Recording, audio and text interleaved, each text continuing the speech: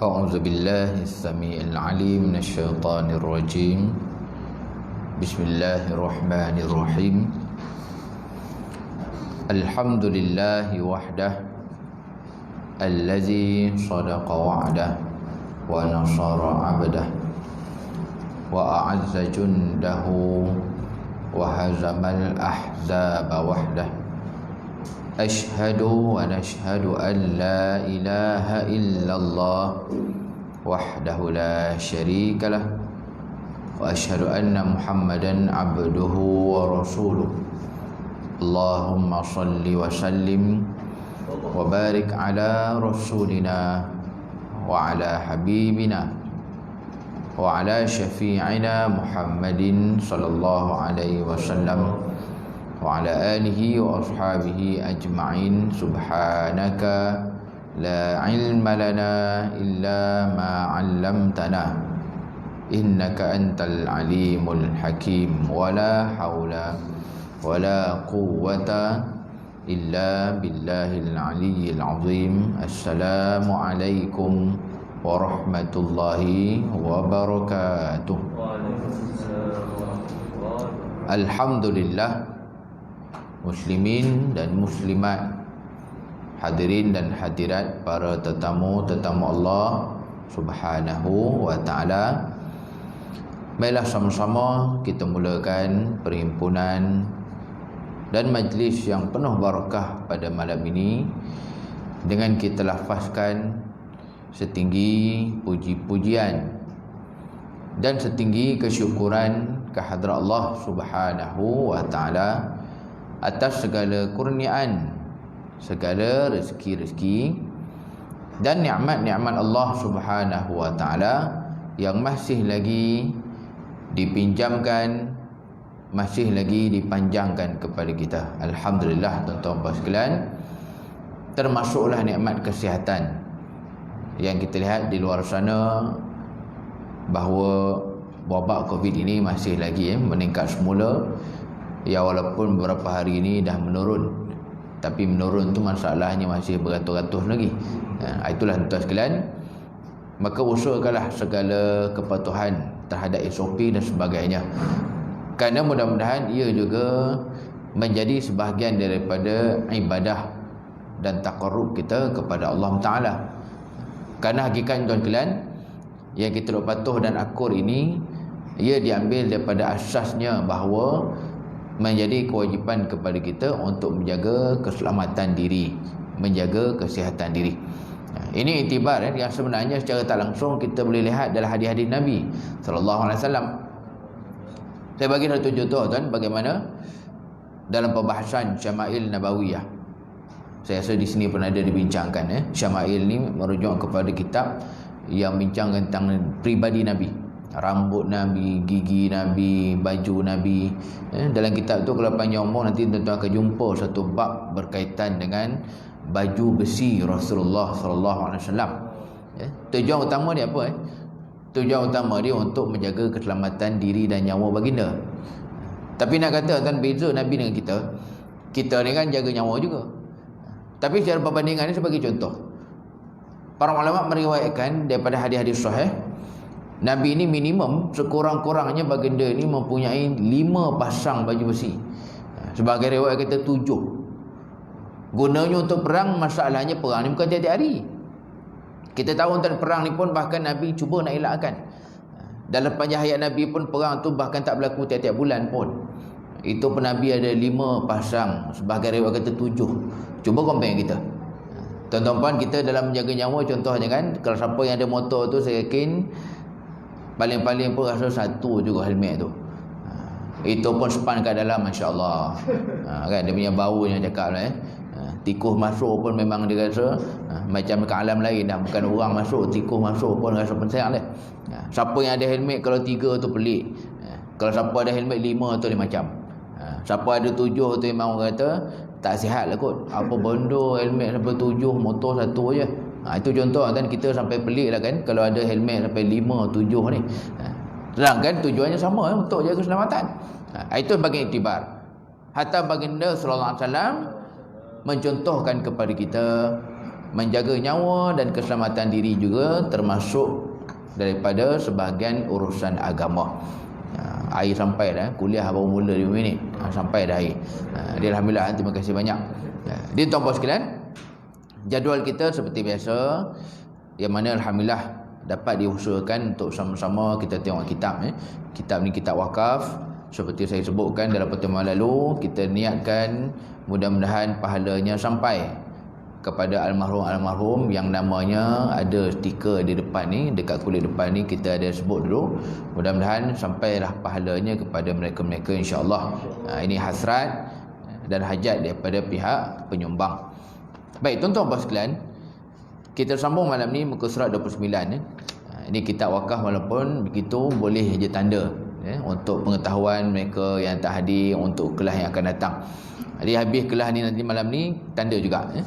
Jadi kita berhenti itu muka surat 29 betul-betul pada hadis tu. Yang sebenarnya hadis ni bercerita tentang contoh apa? Kaedah pertama. Kita dalam berniaga ni, kalau ada yang hadir malam ni berniaga ataupun kita membeli kan, dia memang tak lari daripada kaedah-kaedah fiqh. Bahkan dalam isu semasa ni pun, dalam pematuhan kita terhadap COVID ni, janganlah kata benda ni tak ada kaitan dengan agama. Kita patuh kepada SOP jaga diri daripada COVID ni pun ada hukum agama di dalamnya. Saya bagi contoh. Ini selingan lagi. Kita duduk bawah jadah. Ya, sekarang ini salah satu daripada syarat untuk hadir ke surau masjid. Tuan-tuan puan sekalian, kalau boleh mula daripada malam ni, anggaplah ia juga sebahagian daripada sunnah Nabi SAW. Tak pasal-pasal. Tak pasal-pasal sunnah Nabi ni. Kerana bawah jadah ni sebenarnya dalam fiqh, ia duduk dalam perbahasan berkaitan dengan sutrah. Sutrah ni bukan saprah. Sutrah ni maksud asalnya adalah penghalang di depan ketika solat. Di mana datang sutrah ni? Daripada perbuatan Nabi ni. Nabi SAW ketika baginda solat, terutama di khalayak ramai, selalu Nabi akan letak benda ke depan. Nabi akan baringkan pedang, Nabi akan letak beg, Nabi akan letak barang. Kadang-kadang Nabi solat mencari dinding, mencari tiang, solat di belakang tu. Di sutrah ni maksudnya penghalang di depan ketika mana kita solat. Dia walaupun asalnya benda tu, tapi saya yakin tuan-tuan kita tak pernah bawa benda pun kan. Bagaimana tu bini tengok pun terkejut, turun surau pun bawa beg. Bapa nak buat jadi sutrah, kita tak buat tu. Jadi kita dah bawa sejadah ni, sebenarnya ulama luaskan maksud sutrah tu. Yang mana mereka menyebutkan bahawa di zaman ini terpakailah juga, jadi juga sutrah dapat pahala sunat. Walaupun kita bentang jadah, walaupun semayang pada line soft. Sebab apa? Sebab tujuannya sampai, sama. Nabi meletakkan pedang, letak barang, tujuannya supaya ada penghalang kat depan. Jadi kita duduk bawah jadah tu pun sampai maksudnya. Jadi dapat pahala sunat kan, tak pasal-pasal, walaupun tujuan asalnya kerana patuh SOP. Kerana ulama dalam mazhab Syafi'i, bagi contoh mazhab kita, sebahagiannya sampai kata bahkan membawa jadah itu lebih sampai maksudnya. Kerana kalau kita letak sutrah kat depan, sutrah kat depan ni sekadar bagi tahu had depannya. Had tepi, kiri kanan tak ada. Had belakang pun tak ada kan, had kaki. Jadi bila bentang jadah, terus empat segi terus. Terus kita tahu mana kawasan solat. Ini contoh. Walaupun kita kata COVID ni benda baru lah, tak ada zaman dulu lah, sebenarnya ia bukan benda yang terpisah daripada fiqh. Kita tengah buat kerja agama juga. Kita tengah buat kerja agama ni. Baik, tuan-tuan puan sekalian, maka balik kepada isu kita. Kaedahnya duduk dalam muka surat 27. Boleh tengok balik. Saya tak ulang, cuma saya sebut sikit-sikit je lah. Kaedah pertama kita terhadap kita punya urus niaga, jual beli, muamalat ni, haram makan harta orang lain dengan jalan yang salah. Hukumnya haram. Tuan-tuan puan sekalian, termasuklah dalam apa yang tengah hangat dan meletup-letup sekarang ni. Meletup-letup memang terbabung semua. Kita pun baru tahu, ya Allah, kita yang besar-besar tu dikhawatiri daripada harta yang tak betul. kan. Macam-macam scam sana, scam sini. Dia tak tahu lah kan, nama tu nama negara lain, Macau tu. Tapi bila tengok lah, muka Melayu belaka kan, muka Melayu semuanya. Itu tuan-tuan sekalian termasuk contoh mengambil makan harta orang dengan jalan yang salah. Saya boleh kata dan benda ni kita kena simpati sebenarnya kepada mangsa. Bagi kita yang pandai-pandai dan tahu ni, jangan ingat semua orang macam kita. Bagi kita bila baca berita kan, macam mana tak logik ni, cikgu ditipu 500,000. Ada yang bahkan ditipu juta-juta. Isu duit banyak satu hal. Isu satu lagi ni mungkin kita tanya-tanya macam mana mereka kena tipu. Tuan-tuan kena ingat ada kepekaan dan juga pengetahuan tu tak semua orang ada macam kita. Sebab saya ada pengalaman. Last saya bekerja dulu, sekarang saya full time berdakwah. Last saya bekerja dulu satu IPTS, satu institusi swasta yang nak kata swasta sepenuhnya tak juga. Di universiti yang bawah badan kerajaan juga, saya tak sebut nama apalah. Jadi saya kerja admin je, bukan pensyarah pun dulu. Tapi admin pejabat saya tu juga ada bilik-bilik lecturer kat tepi. Dia satu hari tu saya ingat sampai sekarang. Satu hari tu seorang lecturer yang tak adalah tua mana pun, saya rasa awal 50-an, masih gaya muda lagi. Satu hari dia mengadu dekat kami yang admin-admin ni, mengatakan dia tersalah klik pada email yang dia dapat. Dia rupanya email tu daripada bank dia yang kebetulan bank yang sama dengan bank gaji dia. Yang rupanya bukan email daripada bank pun, nama je sama. Dia kalau tuan-tuan puan dapat dulu-dulu, saya rasa dah tak ada lah, dah kurang lah. Dulu-dulu selalu masuk email ni daripada bank sekian, dia cuba nasib je. Dalam email tu mesti ada link. Panjang link dia. Dia si Fulan ni memang kita kata orang terpelajar kan, pandai daripada saya lah, dia lecturer. Tapi dalam keadaan begitu, berpengalaman, mengaji tinggi pun, dia klik benda tu. Dia bila klik lah baru tahu rupanya ia bahkan menyebabkan efek kepada akaun bank dia. Dia saya ingat sampai sekarang. Itu nak kata kan, bila kita baca laporan ataupun bila kita dengar siapa-siapa terkena, dahulukan simpati. Sebab kadang kita tak tahu cerita sebenar. Orang yang pendedahan tak sama dengan kita. Kadang ada orang yang dia tahu benda tu tapi mungkin dia terdesak. Dia ada masalah besar yang mungkin dicuba nasib dan sebagainya, terkena. Ini perkara-perkara yang kita memang dah tahu, kita dah sedar, tolong ingatkan orang lain. Kalau yang jenis call ni, tolong ingatkan orang tua di kampung. Selalu yang jenis call ni selalu orang kampung kena. Sebab yang call ni selalu dia akan bawa dengan cara yang gempak. Kan, itu kena tahan lah, awaknya ni kena tahan lah. Padahal kalau ikut logik kan, memang kita fikirnya memang tak ada benda lah kena tahan. Kalau orang tua-tua kan dia ada apa, loan pun tak ada orang tua ni. Tapi cara gempak tu menakutkan. Itu contoh tuan-tuan sekalian. Kita katakan ya, bahkan termasuk dalam kategori pertama ni, mengambil dan makan harta orang lain dengan jalan yang salah, dan ia otomatik berdosa. Dan tuan-tuan sekalian, hatta taubat nasuha pun tak memaafkan benda ni. Dalam taubat kena ingat, bila hak seorang manusia, syarat taubat jadi 4. Kita bila dosa dengan Allah, syarat taubat 3 je. Kena betul-betul minta ampun, jangan ulang lagi, azam tak buat apa semua. Bila sama kita ni jadi 4. Yang keempatnya apa? Yang keempat, kalau ada hak orang yang kita pegang, kena pulang. Tuan-tuan bertaubatlah depan Kaabah pun. Bertaubatlah sampai keluar mata darah pun dia tak jadi apa. Kalau yang kita minta maaf itu ada melibatkan hak orang lain. Jadi hati-hati. Dalam konteks kita yang kecil dan dia bahkan boleh berlaku juga jenis hutang sesama kita. Kadang yang berlaku di kalangan muslimat antaranya apa? Antaranya jenis main kutu ni. Dan tak cukup kutu atas kepala, kutu duit pun main juga. Kan, mak kutu kutip hilanglah mak kutu. Kan, hilang mak kutu mana pergi. Ni saya pernah tengok juga kes ni berlaku di sebuah sekolah. Hilang cikgu tu pindah, dalam keadaan di tangan dia banyak duit kutu orang dia pegang. Ni tuan-tuan sekalian, kita tak kata yang dalam kitab je. Kes-kes seperti ini boleh berlaku dalam apa saja cara. Yang paling popularnya curi, rompak ataupun ragut dan sebagainya lah. Dan berlaku juga dalam cara yang berbagai. Baik, jadi contoh pertama yang kita lihat dalam kitab kita ini, iaitu ambil kesempatan dengan keputusan hakim. Ni hadis yang kita dah berhenti itulah. Tuan-tuan, kita tengok sikit hadis ni. Yang mana Nabi ni bagi tahu kita. Kata Nabi SAW, tuan-tuan tengok terjemahan hadis ni. Iaitu kita tengok pada baris yang ketiga. Terjemahan hadis tu. Kita ulang kita dalam muka surat 29. Apa kata Nabi? Lalu aku putuskan sesuai dengan apa yang aku dengar daripadanya. Nabi sendiri sebut tuan, hatta pada keputusan-keputusan yang Nabi keluarkan, sebab Nabi zaman tu memang jadi hakim juga lah. Nabi lah Rasul, Nabi lah ketua negara, Nabi pun hakim, Nabi pun qadi. Jadi Nabi cakap tu terang, aku memberi keputusan berdasarkan zahir apa yang aku tahu. Jadi siapa yang aku putuskan satu berpihak kepadanya, sedangkan sebenarnya dia tak layak pun dapat keputusan tu. Ni Nabi warning lah, ada dulu lagi. Maka walaupun dia menang, jangan ambil benda tersebut. Walaupun dia menang di mahkamah ke, di penghakiman ke, janganlah dia ambil kalau betul-betul sebenarnya dia tak layak dan bukan hak dia. Di mana Nabi warning, hatta pada apa yang diputuskan oleh hakim tu pun, ia tak semestinya benda yang benar-benar tepat. Sebab hakim putuskan berdasarkan zahir ni tahu. Kalau jenis saksi yang tak beritahu betul-betul ataupun ada info yang salah. Ini contoh. Dia menggunakan hakim, tapi hakim ini dipergunakan itu untuk ambil hak orang.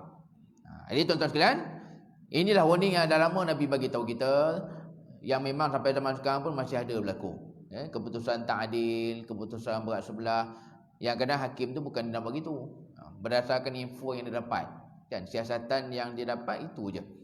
Baik. Dan apa saja jalan-jalan yang menyebabkan harta-harta salah tu sampai kepada kita. Jadi saya doakan tuan-tuan sekalian yang hadir malam ni, khususnya usahalah dengan iman kita, dengan ilmu kita, supaya jauh diri kita daripada harta-harta haram, terutamanya harta orang.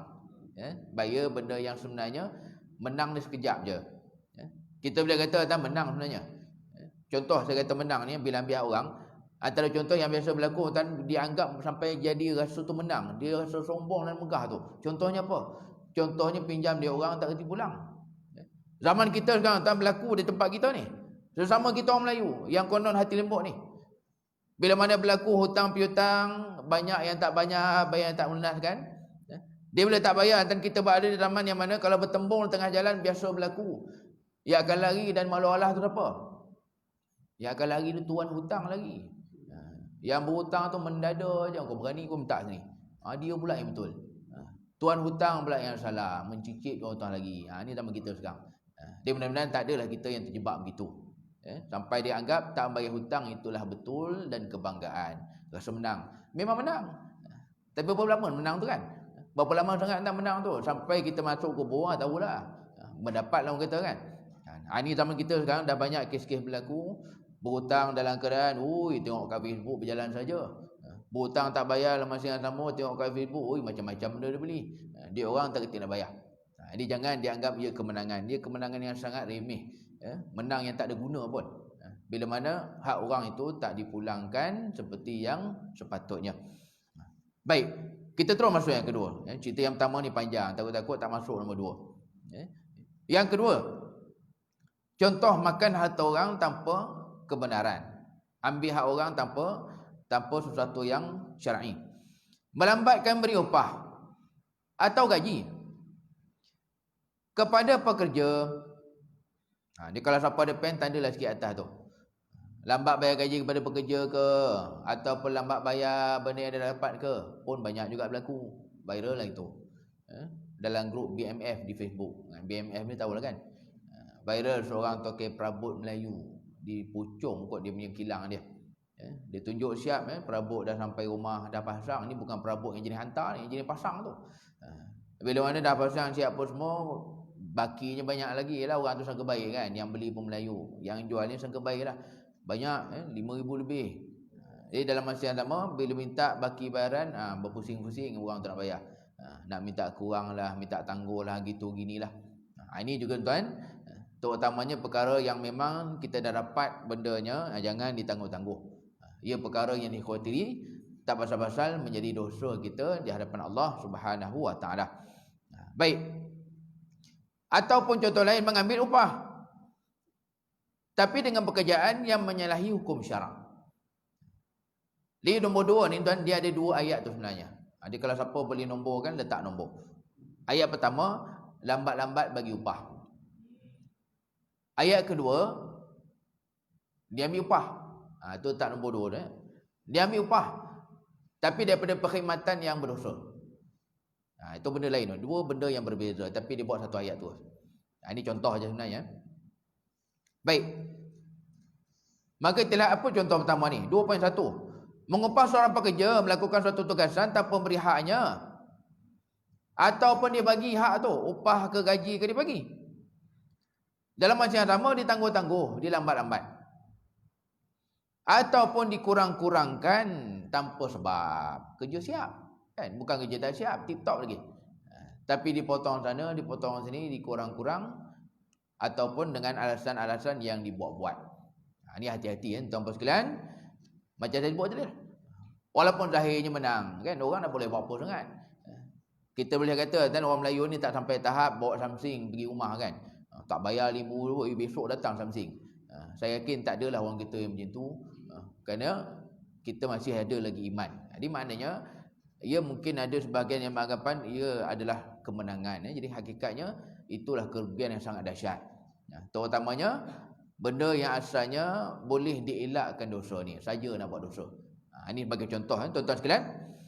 Maka bagi yang pertama ni 2.1, sama ada melibatkan upah, melibatkan gaji, melibatkan apa saja, maka janganlah kita menjadikan perkara itu perkara yang menyebabkan dosa kepada kita.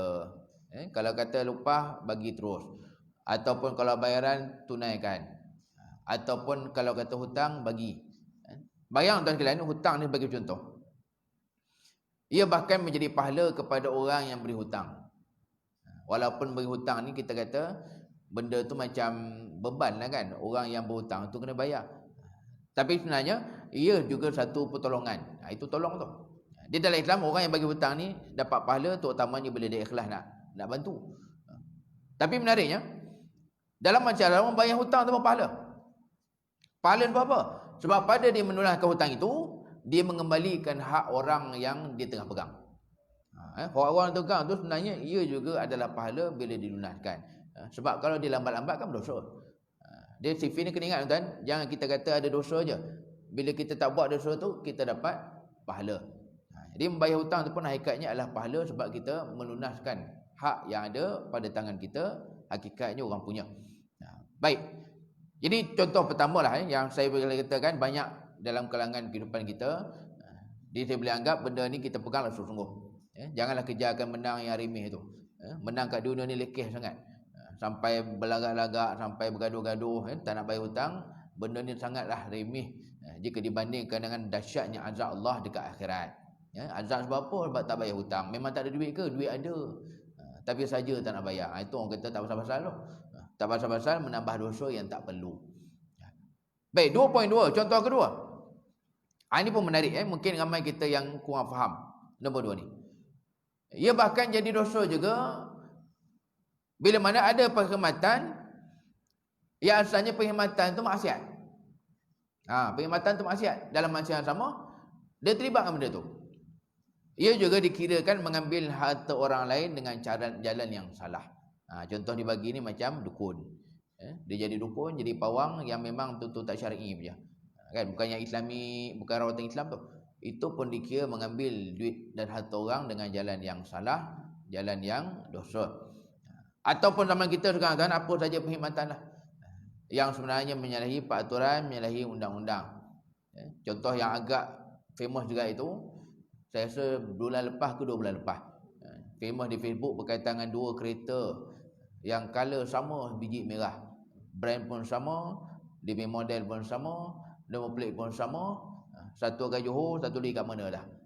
Dicari tuan sebenar kita tu cari sebab dia duduk kat sini tapi sampai surat saman dia dekat Johor. Heran dia kan. Kita aku kat sini tak pergi Johor pun. Ni famous itu kejap. Dia dicarilah. Jumpa yang bila duduk sebelah memang sebiji. Kereta pun bukan kereta yang popular dan kereta Jepun yang kurang popular. Tapi dikelonkan benda tu. Itu dosa juga tu. Bila mana ada perkhidmatan yang macam itu sampai ada rotan yang sah. Dia ada nombor plate yang sah, kereta pun sebiji sama. Ini antara contoh yang kita boleh kaitkan. Maka pada perbuatan itu pun termasuk perbuatan yang sebenarnya mendatangkan dosa di sisi Allah Subhanahu wa taala. Kenapa? Kerana dia ambil duit orang tu dengan jalan yang tak betul, dengan cara yang sebenarnya satu penyelewengan. Baik, jadi tuan-tuan sekalian, Nombor dua ni sangat banyak contoh kalau kita nak kaitkan. Cuma kita pegang asal je lah. Asalkan dia benda yang orang punya, asalkan dia benda yang bukan milik kita, tuan, jangan berlama-lama. Sebab ini kebimbangan yang sepatutnya ada dalam diri orang yang beriman. Saya ulang balik, saya sebut bulan lepas.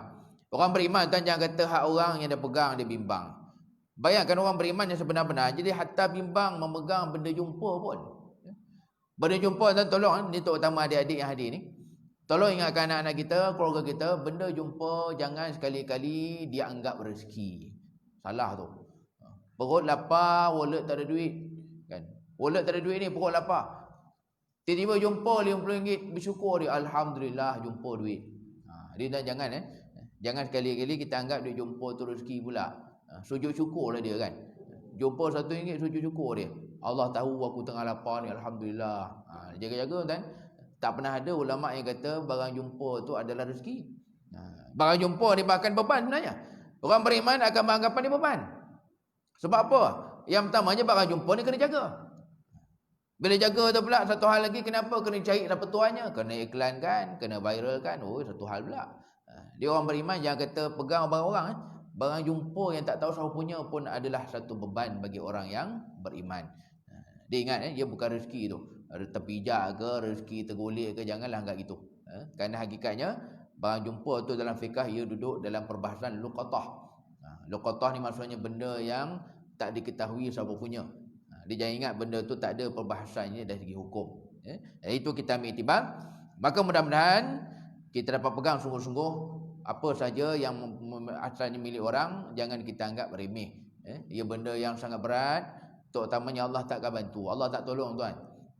Kalau kita lihat Nabi sebut dalam hadis sahih, hatta kalau mati syahid pun, yang kita kalau setakat di Malaysia kan memang kita minta jauh, perang ni kita tak nak kan. Dia mati syahid ni tak tahu kita dapat ke tidak. Itu kata Nabi, hatta kalau mati syahid pun bahkan tak akan terhapus segala hutang yang ada pada kita, semua akan kena pulang balik dekat akhirat. Itu berat tu. Baik, itu yang nombor dua di sini, contoh bagi kaedah pertama. Yang ketiga, muka surat 29. Yang ketiga ni contoh ketiga maksudnya. Memakan harta anak yatim. Kita kalau tengok dalam tafsir, ulama mentafsirkan makan ni dengan apa saja maksud. Makan ni mana datang perkataan ni? Perkataan ni datang daripada Quran sebenarnya. Ni terutamanya kalau tuan-tuan lihat dalam juzuk yang ke-8. Kata Allah Taala, Bismillahirrahmanirrahim, wala taqrabu malal yatim illa billati hi ahsan. Ataupun kata Allah dalam firman-Nya ini, wala ta'kulu amwalahum ila amwalikum. Ayat bawah sekali lah. Dia kata Allah, kalau kita tengok dalam terjemahan tu, dan jangan kamu makan harta mereka. Dia tuan, ayat ni bila kita baca jangan bawa kelakar pula. Alhamdulillah Ustaz, tak boleh makan nyuruhnya, rembat boleh. Kan dia rembat lah duit anak yatim tu. Sebab apa yang tak boleh ni makan je. Itu jangan bawa kelakar. Benda begini sebenarnya sebagai satu contoh saja daripada Allah Ta'ala. Dia ulama letakkan maksudnya, bila kata makan tak boleh, maka apa saja perbuatan yang berunsur kambing pun tak boleh jugalah. Dia macam sama dan dengan ayat berkaitan dengan adab kita dengan orang tua. Adab dengan orang tua kalau tuan-tuan baca dalam Al-Quran, ayat Quran sebagai contohnya, kita memang tak akan jumpa pun. Allah melarang sama ada tumbuh ke, terajang ke, baling orang tua kita dan mak ayah tu, tak ada ayat pun yang kata begitu, tak boleh tumbuk ni. Kenapa? Kerana yang Allah sebut dalam Al-Quran adalah wala taqul lahum uffin. Ya Allah kata ni, jangan kamu berkata kepada orang tua. Ni hukum yang keluarnya apa? Hukum yang keluarnya kalau pun tak boleh, yang lagi berat lagilah betul tak boleh. Itu maksud sebenarnya. Dan jangan dimain-mainkan pula ayat kan. Oh, yang tak boleh je. Yang lain boleh. Jangan buat gitu kan. Sebab ia sebenarnya kita sedang mempermainkan ayat-ayat Allah Subhanahu Wa Taala. Dia berkaitan makan ni bukan dibuat-buat. Makan ni asal firman Allah sebenarnya. Maka bila makan tak boleh, ia bermaksud apa sajalah. Guna, selewing ataupun beli benda yang bukan mereka punya, ia juga perkara yang haram. Dan ini kita tengok terjemahan ni. Wa atul yatama amwalahum, berikanlah kepada anak yatim itu harta mereka. Wala tatabaddalul khabitha bit thayyib, dan jangan kamu menukar yang baik itu dengan yang buruk. Wala ta'kulu amwalahum ila amwalikum, dan jangan kamu makan harta mereka bersama dengan harta kamu. Ini dugaan yang memang Allah dah warning lama dah. menjaga hak orang. Anak yatim pula, kan? Anak yatim ni mudah fahamnya budak-budak lagi lah kan. Budak kecil lagi, dia bukan tahu apa pun. Kalau aku rembat sikit pun bukan dia sedar pun. Ni tuan-tuan sekalian, ia juga di warning, diberi amaran oleh Allah Subhanahu wa taala. Dalam macam yang sama, ini antara contoh. Jangan ada yang terlanjur makan harta anak-anak yatim. Kita bila tak sebut contoh, dan benda ni jadi nampak sama. Saya sebut contoh baru mungkin kita faham. Contoh yang paling mudah tuan sekalian, anak yatim jangan kita bayang kat rumah anak yatim tu. Kita kena bayang yang mudahnya bila berlaku kematian. Bila berlaku kematian tuan sekalian, saya ni pun baru je menguruskan pemergian arwah ayah saya lah. Meninggal bulan 3 itu. Ini situasi yang doa tuan tak berulang lagi. Meninggal waktu PKP yang ketat itu, masya-Allah memang ketat sungguh. Tak pernah tengok solat jenazah 15 orang aja. Dah solat jenazah 15 orang ni sembahyang kat beranda masjid je. Itu mujur dapat masuk masjid. Awal-awal PKP waktu ayah saya meninggal tu, waktu yang tak boleh sembahyang Jumaat tu. Waktu yang masjid tak boleh masuk. Itu orang kata dah rezeki kan. Dah rezeki masing-masing macam tu meninggalnya, kita nak kata apa? Solat jenazah berapa orang je sembahyang kat beranda masjid je. Ke bumi pun berapa kerat je. Itu keadaan yang saya lalui itulah, menguruskan pemergian arwah ayah. Ini contoh yang mudah kita faham. Tuan-tuan sekalian, bila berlaku satu kematian, ingat harta-harta yang si mati tinggalkan itu, ia adalah harta yang dimiliki oleh waris.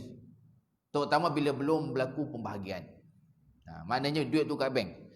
Duit tu dekat bank, duit tu masih lagi dalam akaun dan sebagainya. Jadi duit-duit begini jangan sekali-kali digunakan terutamanya untuk apa-apa majlis lah. Lalu yang banyak kos besar ni majlis. Hatta pengurus kebumian pun saya rasa tak ada masalah. Urus kebumian dan ibu-ibu juga sebenarnya. Tapi urus kebumian ni selalunya ada khairat. Dia bila ada khairat selalunya tak guna sangat duit keluarga ni. Dia yang selalu kos besar lepas arwah meninggal ni selalunya kenduri lah. Kenduri 3 hari makan dan sebagainya. Itu jaga-jaga. Kalau kita nak buat pun dan sebagainya, jangan diambil daripada duit si mati dalam akaun ke, dalam wallet ke, dalam dia punya laci ke, jangan ambil. Sebab itu adalah harta anak-anak dan harta waris. Selagi belum berlaku pembahagian jangan diambil. Dia Ustaz, kalau macam tu tak boleh ke? Orang datang kan, kita menghargai orang datang, bagi jamuan sikit apa semua, boleh Ustaz. Dan kalau kata nak buat juga makan dan sebagainya, kumpullah duit. Kumpullah duit sesama waris, ataupun duit daripada kos itu. Yang Nabi ajar apa? Yang Nabi ajar tentang kalau ada kematian dan sebagainya, maka orang kelilinglah yang bantu. Kan? Nak buat doa ke, kenduri ke, tahlil ke apa kan, bawa seorang sikit. Nak makan ayam, nak makan burger, bawa lah. Kan? Ni kadang order je lebih kan. Datang rumah orang kenduri, dah lah orang tu tengah sedih, dia fikirlah makan apa lah malam ni. Engkau lah yang patut bawa kan. Nak kambing tu golek ke apa, bawa lah. Kan? Ini dia fikirlah tuan rumah dia apa, tuan rumah tu tengah sedih tu. Itu adalah penyelesaian yang Nabi dah lama dah ajar. Maka mereka-mereka yang berhampiran lah bantu, bawa, gembirakan mereka, bawa jamuan. Ataupun kalau susah, bincang dengan adik-beradik, kumpul duit. Ataupun satu lagi yang saya pun hadapi itu, biasa bila berlaku kematian, banyak duit yang orang akan bagi. Duit-duit atas simpati meninggal kan, selalu orang akan banyak hulu. Macam mak saya pun sampai sekarang masih dapat lagi. Dah beberapa bulan arwah ayah saya meninggal pun masih lagi orang bagi, terutama yang tak jumpa lah. Sebab PKP tu kan tak boleh jumpa. Dah bulan 10 baru jumpa, dia ulu lah. Itu bukan duit si mati. Yang orang dah bagi, tak kena ingat yang orang bagi, kalau contoh biasa berlaku bila hari meninggal tu akan letak bekah kat luar, ataupun orang bentang kain. Ini bukan benda yang tak elok kan. Dia jangan ingat benda ni tak ada zaman Nabi. Walau Ustaz, apa benda ni tak ada zaman Nabi. Ini adalah cara kita menghargai dan juga kita menenangkan keluarga si mati tu kan. Nak bagi kat dia mungkin nak jumpa dia susah, dia dalam bilik ke, dia sibuk ke. Jadi dia letakkan tabung, letak bekas. Duit itulah. Boleh tahan juga tuan, banyak juga duit gitu. Bila dia kumpul-kumpul tu boleh tahan kat banyaknya. Duit itulah.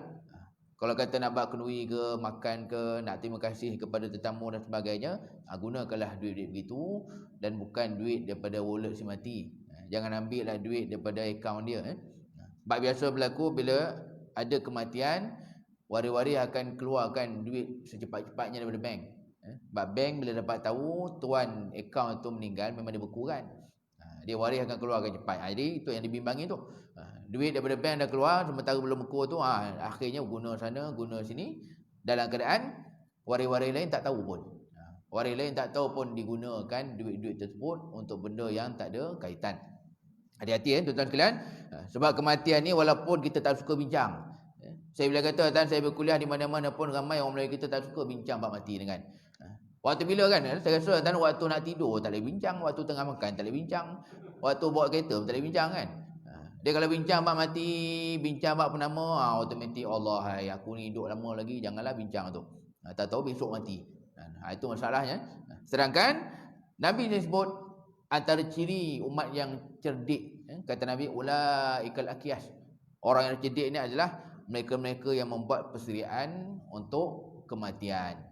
Itu kalau kita ambil iktibar betul-betul, patutnya kita ready juga harta-harta kita apa yang akan berlaku lepas kita meninggal. Jangan anggap benda ni macam hantu lah. Kadang tak boleh sebut langsung kan. Bab mati-mati ni macam hantu raya kan, langsung tak boleh sebut. Ini sebenarnya kesilapan kita.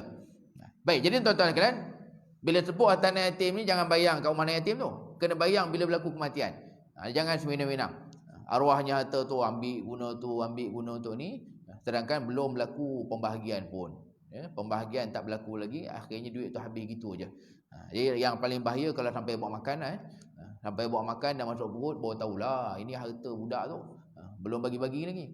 Ini sedangkan ia dah lama diberi amaran oleh Allah Subhanahu wa taala. Baik. Baik, itulah tuan-tuan sekalian. Saya kongsi satu tip lah. Tip ni saya yakin ramai orang tak sanggup nak buat. Bila berlaku kematian, maka bila sebelum pembahagian berlaku, kan? Kematian dah berlaku, pengurusan apa semua. Sebenarnya kan bila saya bincang dengan pakar-pakar faraid, sebab sekarang ni pengurusan faraid ni dah banyak jadi company dah. Dulu-dulu dan faraid ni kena pergi jabat agama, sekarang dah banyak company buat. Dia pun dan tip kalau kata nak bagi pengurusan ini lebih smooth dan teratur, apa-apanya dibincangkan faraid, maknanya benda ni disebutlah. Bukan bincang sampai selesai. Maksudnya kena sebut tu. Apa-apanya elok sangat kalau kata hal faraid ni siapa dapat, siapa tak dapat, berapa bahagian, berapa banyak. Yang paling bagusnya elok sebut pada malam pertama meninggal tu. Betul-betul hari meninggal tu sebut bincangkan. Bukan maknanya sampai habis selesai, tapi nak katanya kena timbulkan terus lepas arwah tu meninggal. Tujuannya apa? Sebab awal dan bukan kata kita berbuah harta. Memang orang Melayu kita tak suka kan. Apa ni tanah kubur merah lagi. Dah bincang harta dalam bank, mana boleh. Itu silap sebenarnya. Sebenarnya lagi awal lagi bagus. Sebab apa? Baik itulah keadaan yang kebiasaannya hati-hati manusia ni belum lagi jadi tamak. Belum lagi tamak, belum lagi tergamak, belum lagi fikir jahat-jahat. Waktu tu kan masih sedih lagi kan. Semua orang tengah sedih lagi. Waktu tu lah yang sepatutnya bincangkan, tetapkan terus. Siapa layak dapat, siapa tak dapat, berapa duit apa semua, terus bincangkan pada betul-betul hari kematian lepas tu. Sebab apa? Sebab bisikan jahat tu belum berlaku, hati jahat tu belum timbul lagi. Suasana sedih masih ada. Ipar duai pun belum sempat bisik lagi lah kan. Sebab biasa berlaku kan, kalau kata waris ni memang waris, tapi yang jahat tu yang kat belakang tu. Oh, dia punya bisik tu, ya Allah, syaitan mentabik kan. Dia bisik tu tak sempat lagi, belum sempat nak bincang muka-mukaan, eloklah pada meninggal waktu hati tengah sedih tu. Itu yang paling patut. Sebab apa? Sebab bila dah sebut awal, akhirnya dakwa-dakwi lepas tu susahlah. Susahlah dakwa-dakwi lepas tu. Sebab apa? Dah putus awal dah. Dan satu lagi demi hikmahnya apa kan? Waktu berlaku kematian tu selalunya semua ada. Dia bila semua ada ni senang cerita lah kan.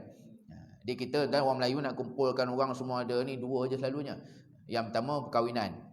Kan kahwin ya Allah turun Melaka, dari Singapura, dari England datang Melaka. Yang tak nak jumpa pula ni saudara aku rupanya. Satu lagi punca orang semua datang ni matilah. Meninggal bersama kan, muncul terpacul semua bila berlakunya kematian. Ini tip kalau boleh buat inilah sangat baik. Daripada ditangguh-tangguh, orang pun lepas tu dah tak datang dah. Bincang dalam WhatsApp lagi bahaya. Bincang dalam WhatsApp ni satu nada tak tahu, satu laginya orang boleh fikir panjang. Dia mungkin balas setengah jam lepas tu kan. Dia bincang, dia bisik sini, dia balas tu kita pun pening. Itu dan nak katanya tips sebenarnya dalam menguruskan pusaka faraid, maka ia sepatutnya kita sebutkan awal betul-betul pada hari selepas kematian tu. Itu yang lebih senang. Terutamanya hati-hati manusia belum lagi terjebak dengan sebarang niat-niat yang tidak baik. Baik tuan-tuan sekalian, alhamdulillah. Sebenarnya sampai bawah sekali ini kita dapat selesaikan perkara yang pertama ataupun kaedah pertama, iaitu kaedah berkaitan dengan haram makan harta orang lain dengan jalan yang salah. Jadi saya pun tak nak panjangkan sebab saya nak buka soalan. Kalau ada lah apa-apa yang tak jelas nakkan penjelasan. Ya, tuan. Ya. Okey. Hak anak yatim ni sebenarnya dia, kita tak boleh katakan hak balik tu. Hak balik ni adalah hak ibadah. Hak ibadah, tanggung dosa, orang ni dah kena buat sendiri dan sebagainya. Adapun hak anak yatim, kalau kita lihat dari segi pengurusan harta, ia sebenarnya melibatkan ar-rushd. Rashindal tu. Rashindal yang jadi perkataan Rashid tu, Rashid tu, ar-rushd tu maksudnya dia dah ada kesedaran. Jadi tentang ar-rushd boleh mentadbir harta ni, tuan-tuan, kita kena tengok kepada undang-undang di tempat masing-masing. Kalau di Selangor ni selalu enactment dah. Dan saya pun minta maaf, saya pun tak pasti berapa umur, sebab anak yatim ni kalau fiqahnya kita katakan ibadah tu sebenarnya berkaitan dengan balik je. Tapi yang harta, ar-rushd, kesedaran dan sebagainya, ataupun anak yatim tu sendiri sampai umur berapa, itu sebenarnya adalah perkara yang bergantung kepada undang-undang dan peraturan. Sebab dalam kitab fiqah kadang ada dia punya hukum, tapi bila di-enactmentkan, dia benda yang jadi agak berbeza. Contoh mudah kan, macam itu surah Jumaat. Surah Jumaat waktu PKP tu, kalau kita lihat akhirnya sampai keluar ada yang kata mazhab Syafi'i boleh sembahyang Jumaat 12 orang aja. Ada yang sembahyang Jumaat 40 orang aja. Ini benda yang kadang ada dalam kitab fiqah, tapi bila cara praktikalnya benda tu berbeza. Nantilah saya rujuk balik. Kalau di Selangor cara khususnya anak yatim tu dikira sampai umur berapa. Ialah tak ada hak umur sah kan. Dah berjambang, dah beruban pun anak yatim ni macam mana payah juga tu. Okey, ada lagi apa-apa? Yes. Tuan. Salam tu.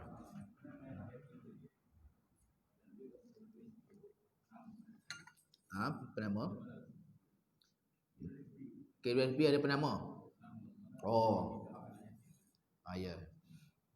Ni pun perkara yang saya rasa ramai yang faham lah. Cuma tak nak akur, tak nak terima. Tuan-tuan sekalian, sebenarnya penama ni adalah benda yang sangat digalakkan dalam apa sahaja akaun. Tabung haji pun kalau tuan-tuan pergi tabung haji Syu'an, sekarang dia akan tanya terus, penama dah ada ke belum? ASB pun, kalau siapa ada ASB ataupun bank apa pun, ia memang benda yang sangat penting. Di penama ni persamaannya apa?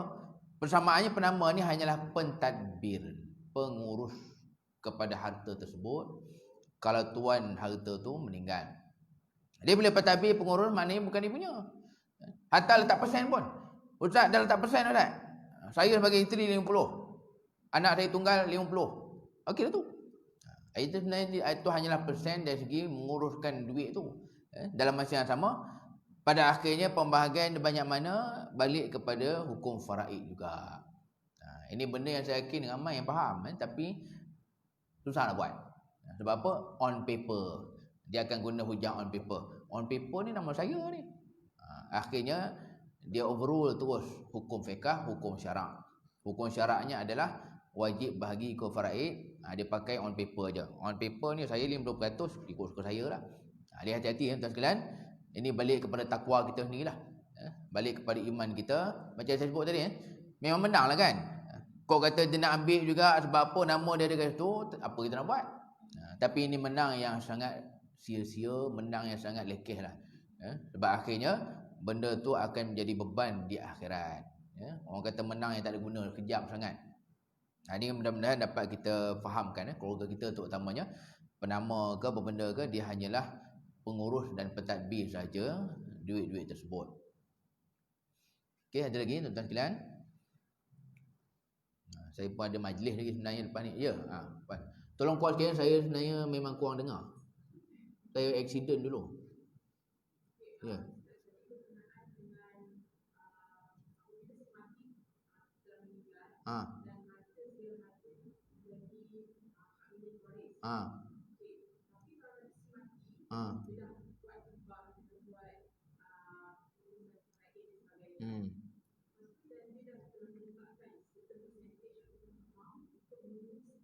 Ya. Okey. Ini yang saya sebut tadi. sekarang memang dah ada banyak company yang menguruskan benda tu. Dulu-dulu tak ada. Dulu kalau faraid ni pakai pergi pejabat agama lah. Baik, jadi tuan sekalian, dalam isu ditentukan daripada awal. Sebenarnya bahkan ada polisi takaful macam tu. Ada polisi takaful macam tu, yang mana bila meninggal dapat duit, tapi duit tu terus dah ada pembahagiannya. Dia dalam konteks dibahagikan daripada awal. Sebenarnya dia hanya dari segi pemberitahuan, dia belum lagi berlaku penyerahan waktu hidup. Maksudnya, katalah contoh, kita ada 3 anak. Kita bagi tahu awal, kamu ni nanti bila bapa meninggal kan, kamu dapat 1/2, contoh lah kan, ataupun anak lelaki 2/3, perempuan 1/3. Itu pemberitahuannya. Dalam masa selagi dia tak mati, pindah harta tu tak berlaku lah. Pindah harta tak berlaku, maka benda tu jadi terus status quo lah. Jadi maknanya, kalau macam yang ditanyakan tadi, dibagi tahu, dimaklumkan, sedangkan tuan harta pun hidup lagi, benda tu maksudnya benda yang akan berkuasa lepas mati. Cuma lebih lanjut, saya pun tak dapat nak bagi tahu betul-betul, sebab dia memang dah dalam bidang takaful tu. Dia dah dalam pembahasan takaful dan faraid. Cuma kalau ikut secara fiqahnya, selagi belum berlaku kematian, harta tu tak berpindah. Harta belum berpindah, maksudnya harta tu masih asal lah. Dia kalau kata, Ustaz, bapak saya belum mati lagi, tapi saya dah tahu dah. Dah tahu tu, kalau memang itu bahagian betul lah tu. Memang ya lah tu. Kalau memang dia dah bagi tahu awal, maka tak ada beza lah. Lepas mati pun itulah yang dia akan dapat. Tapi selagi masih hidup, tak adalah dapat. Kan? Selagi hidup tu sekadar pengetahuan je lah. Kan? Jangan doa lah kan, cepatlah jalannya. Dah tahu, Alhamdulillah banyak ni. Kan? Doa pula dia. Itu benda yang melibatkan memang isu semasa juga tu. Baik tuan-tuan sekalian, kalau tak ada lagi, insyaAllah mudah-mudahan saya doakan adalah kefahaman yang dapat kita ambil daripada perbincangan kita malam ni. Jadi tolong tanda pada buku masing-masing tu, kita berhenti pada muka surat 29 bawah sekali. InsyaAllah kita akan masuk pula kaedah kedua dalam pertemuan yang akan datang. Wallahu a'lam, aqulu qawli hadza. Wassalamualaikum warahmatullahi wabarakatuh. A'udzubillahi minasyaitonir rajim. Bismillahirrahmanirrahim. Alhamdulillah, salatan wa salaman ala Rasulillah. Allahumma ja'alna minal ladzina yastami'una al-qawla fayattabi'una ahsanah. Sallallahu alaihi wasallam Muhammad. Walhamdulillahirabbil alamin.